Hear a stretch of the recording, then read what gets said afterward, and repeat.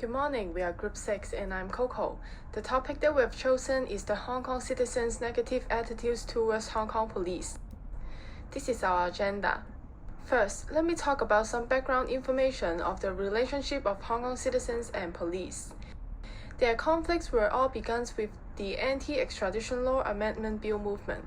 On the 31st of March 2019, huge crowds rallied peacefully for this issue. And on the 9th of June 2019, the Civil Human Rights Front organized a public procession about the amendment bill of the extradition law. Over 1 million of citizens joined.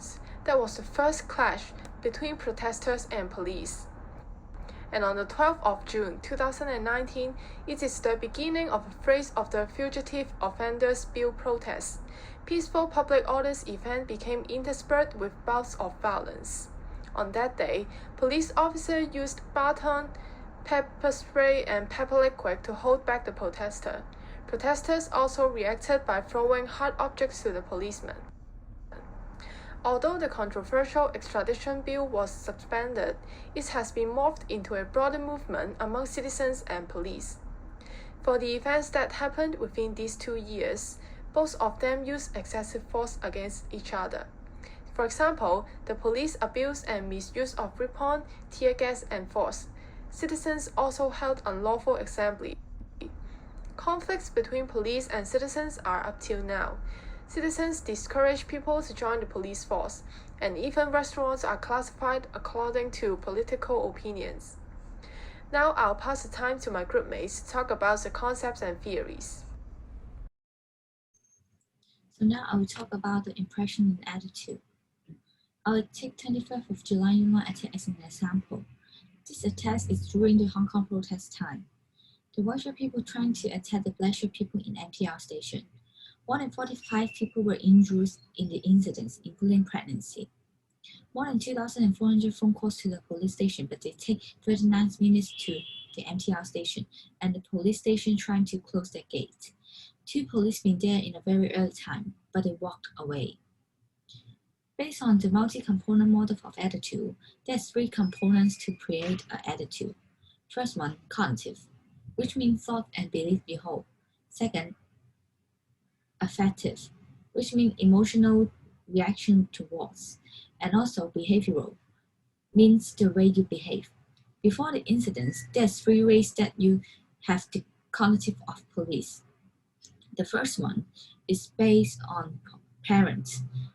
When you're a kid, if you are naughty, your parent may say the police officer will come and catch you.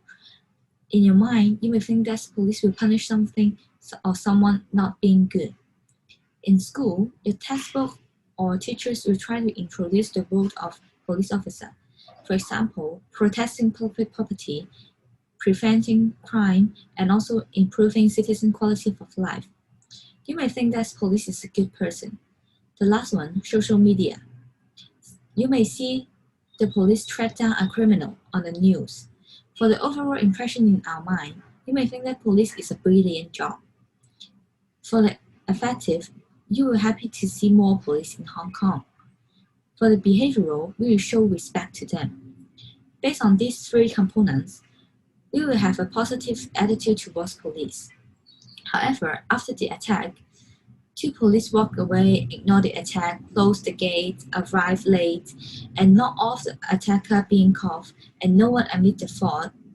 You may think that police officers cannot fulfill their duties, and also they neglect citizen safety. When something bad happens to them, you may think that they deserve it. For the affective, you may feel angry, hopeless, untraceable, and also unacceptable to the police and also to this accident. For the behavioral, we will try to calling them dog instead of police, being rude and disrespectful, and blame and experience shame on police, and also trying to punish them to make them feel guilty. Therefore, we will change positive attitudes towards negative attitude. Now I'll pass to my groupmate to talk about groups. According to Google's population keyword search trends analysis between 2018 to present, we mainly considering the most concerned vocabulary during this period: violence, police brutality, ruffianly police. On June 12, the first tear gas bomb was released on peaceful people in Hong Kong's history. We can observe the trends that the overall social confrontation embodies in these 3 years. Before June was not serious compared to that. Until after June 2019, the trend of popularity of the words ruffianly police, which indicate the image of the police force, is very obvious. In November, the popularity of the words ruffianly police, which is peak at that point in time, which is 100.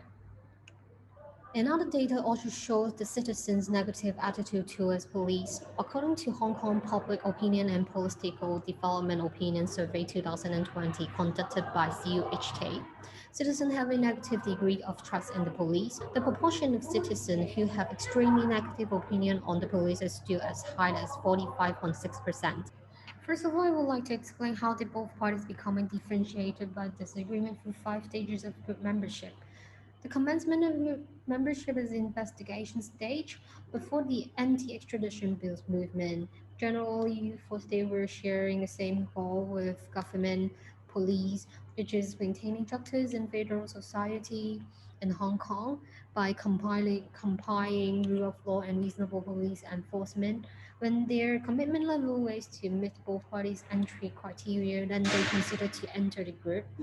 During the socialization stage, as a citizen, we learn how to behave under social norms through the civil education lessons, etc., which reflect both citizens and police common expectation for ideal activities as part of Hong Kong.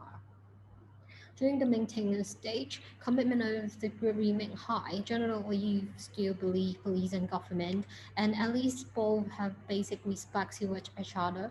However, you found that the common goal is becoming different. When a disagreement occurs, the commitment of either party drops to the level of the divergence criteria. During the resocialization stage, individuals and groups try to re-experience the accommodations and assimilation process to restore the past mutual commitment. Because police is a part of the government and work for the government, so they are a group. Therefore, peaceful protests were held by youth to communicate and make requests to the government. However, the two sides obviously fails to reach a consensus. The renegotiation fails, the individual leaves the group. Finally, we can only recall a good memory of good civil or police cooperation from the old recordings. Explained by social identity theory stages, there are three mental processes involving and categorize others as in-group and out-groups. The first is social categorization. We categorize people to understand them and identify them in order to understand the social environment. In the same way, we can understand ourselves by knowing what category we belong to. For example, you categorize themselves as in-group and police as out-group. The second stage is social identification. We adopted the identity that we belongs to as a group. For example, you classify themselves from police, they will act as a person who has a conscience, brave and persuade true, which involve emotions, significance, and self-esteem. For example, people would be proud of this image they have. The final stage is social comparison. Once we categorize ourselves as part of a group and identify with that group, we tend to compare us with them. For example, youth as in group would think they have higher consciences, more brave and more justice than out group police. They would think of the out group police who are without independent thinking, justice and weak, etc. Through the three mental process, social categorization, identification, and comparison, both can get higher self-esteem. At the same time, intergroup prejudice, conflict, and hostile individuals and in-group bias will be caused. According to social identity theories, people will compare in-group with out-groups by creating favorable comparisons and seek to actively distinguish their own group to provide a positive social identity and group values to improve self-esteem. Young people and the police are two groups which are in-group and out-group. Stereotype are the impression created by the interaction between the groups. In the eyes of the police, they are just paid jobs, receiving and excluding orders, thinking that youth who has no contribution to society, only destruction and violence. However, in the eyes of young people, the image of the police has become increasingly negative. They think police are abuse of power and violence, lack of independent thinking, selective law enforcement, and injustice. And youth believe that they are just fighting for justice, having conscience, and thinking. Why citizens engage in positive differentiation? According to the social identity theory, young people in Hong Kong should have a more negative perception of police, pay more attention to their own positive distinctiveness, and distinguish between their own younger generation and police, and tend to favor their own groups and tend to have prejudice about our groups, and even vilify each other. In addition, they are also seeking positive social identity, high personal self esteem, and collective self esteem, and maintaining high self esteem. For example, like youth as in group, they would think we are more kind than police, we are better than them, with better ethics, with higher humanity, more brave, and having our own thoughts. And police are without independent thinking and injustice compares to us. In the following section, I will talk about how prejudice affects the relationship between Hong Kong citizens and Hong Kong police. Prejudice means people will generate a negative attitude towards others. And to further explain how prejudice works, intergroup hostility and overgeneralization will be studied in the following slides. The first stage of social influence is identification, which means people will be affected by some famous people with goodwill. Then they will be conformed. At last, influenced people would look for the demand of the social environment. For example, the relationship between Hong Kong students and Hong Kong police. Students will be affected by the speeches from Joshua Wong, who told students to stand against the government and gradually fight against the police. Students will form a negative attitude towards the Hong Kong police, as well as standing out and fight against them. And then more people will follow because they are afraid of not being majority. After changing, groups are needed to strengthen their values and beliefs. As mentioned in the previous section, social categorization and social identification are the process of adopting group norm and identity, and people would experience the individuation when forming groups. Before, people will act according to their self-interest. However, when people experience the individuation, self-interest is no longer their only concern. The commitment of their group is the greater concern, which lead to a decrease in their self-awareness. For example, people form a group of Hong Kong people, and their commitment will be to protect Hong Kong, while they think the Hong Kong police cause social chaos by suppressing the Hong Kong citizens. Therefore, the commitment of protecting Hong Kong motivates them to stand against the Hong Kong police. And also, according to the theory of diffusion of responsibility, people are less likely to take responsibility for their behaviors because they think someone else will take it. Therefore, more people engage in aggressive behavior towards Hong Kong police. To strengthen the consistency of values and belief, positive comments are required. Also, observing and imitating others is a way for people to learn what to do and what not to do in order to gain public acceptance. Take the picture on the right upper corner as an example. The video of helping the innocents by kicking the police away is widely spread on the internet. In this case, people are more easily to learn through observation, which is also called as observational learning, while this behavior is appreciated by others through the online comments. This shows that society accepts this behavior, leading to more people to imitate and follow. Another perspective to study intergroup hostility is the theory of ethnocentrism, which means people would be kind of judging others by standing on a moral high ground. Like Hong Kong people nowadays would be stated yellow ribbon as against the police and blue ribbon as supporting the police, while yellow ribbons will find themselves more moral and intelligent comparing with the blue one, while the blue ribbons will find themselves more able to maintain social harmony than the yellow. However, this phenomenon will cause different social identities, and then there will be easily occur the discrimination between different groups, which will affect the social harmony. Overgeneralization. This is more frequent for people with depression and anxiety. When we once experienced the violence of Hong Kong people, for example, we may be afraid of them, no matter it is our own experience or not. People would have the same negative feeling toward Hong Kong police, even they are only working normally, marching, or even just an icon photo. So this is how serious generalization affects people. Aggression between police officers and citizens in a series of protest activity can be observed after the Anti-Extradition Law Amendment Bill movement. Regarding the underlying motives of the aggressive behavior, there are two types of aggression: instrumental aggression and hostile aggression. It should be noted that the same aggressive behavior can have different motives, while the same motive can have different behaviors. It is hard for the observers to determine the motive behind an aggressive behavior. Instrumental aggression can be observed in both parties. Police officers used batons, pepper spray, and tear gas in the protest activities to disperse gatherings of citizens, stop disruptive behavior from protesters. Meanwhile, protesters used iron rod bricks to fight back, so as to resist the police and try to stay and continue the assembly, expressing their demands to the government. It is possible that the mentioned aggressive behaviors were actually hostile aggression. Meanwhile, the instrumental aggression may evolve into hostile aggression over time due to increased frustration, discomfort, and provocation. People performing aggressive behaviors no longer rationally considered the ultimate goals, but due to anger and hostile emotions. In fact, the motives behind aggression can be mixed, such that people perform recent aggressive action with anger. Aggressive crews present during the protest increased aggressive responding. People who initially didn't engage in aggressive acts might come across with aggressive crews, such as guns, which increase their aggressiveness.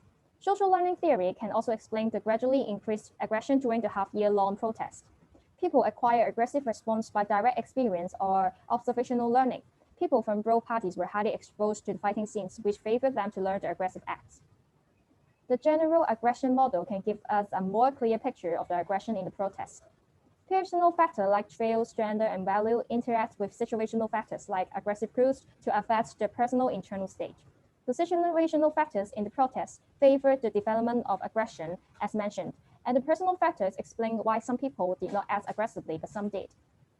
The personal internal stage is made up by cognition, affect, and arousal, affecting the appraisal and decision process. People from both parties who suffer from pain during the fight would experience higher anger and tend to act more aggressively towards the other party. At the same time, the higher our arousal, the more likely for us to perform aggressive behavior.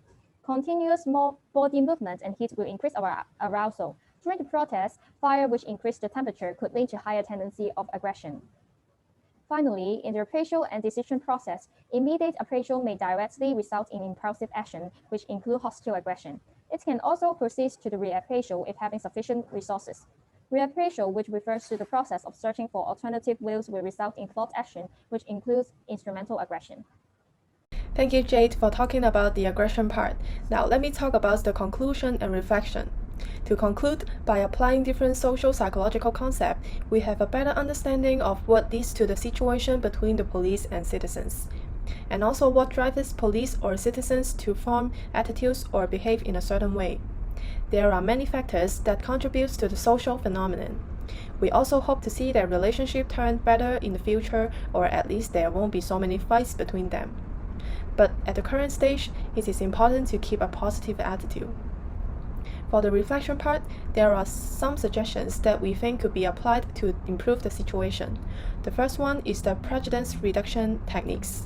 The perspective taking and empathy induction are the interventions that attempts to promote perspective taking, and empathy typically involve role play and information presentation from our group perspective.